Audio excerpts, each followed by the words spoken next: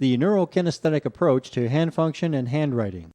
Presented by Mary Bembo. Note that the superficialis coming to the first joint will work with the wrist in any position.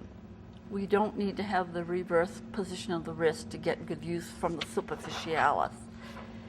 The superficialis is the primary mover of the index finger when we write.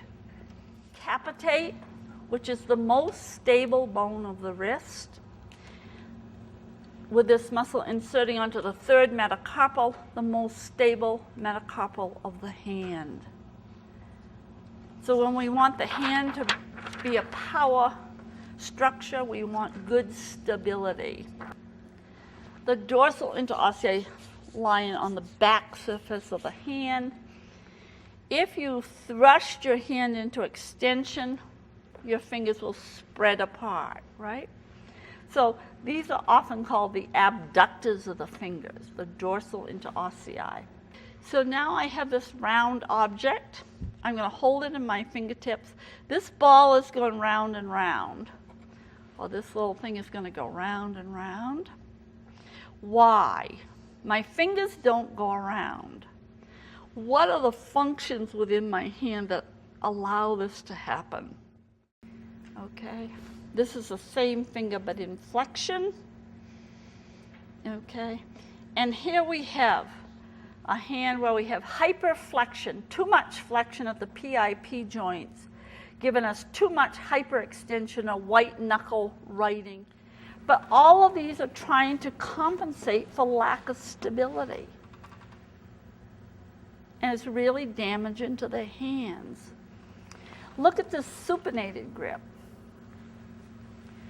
Okay, why would a kid do this? Who does this?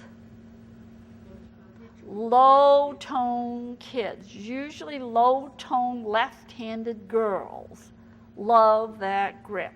And they're low-tone from the spine to the fingertips.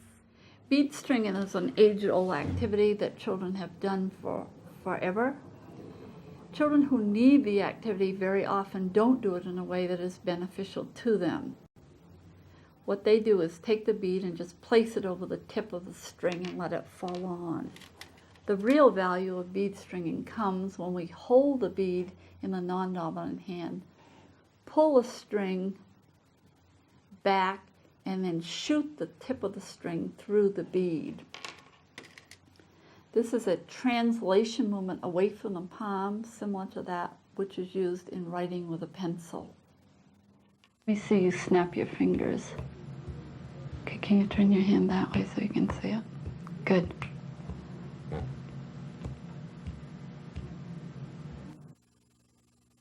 Good isolation of the ulnar digits.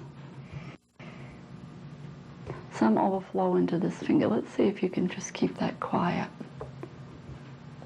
Tends to get pulled into the flexion pattern.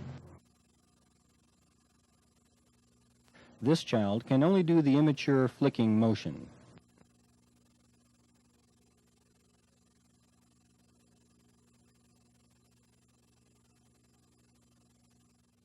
Round joints have a lot of proprioceptors.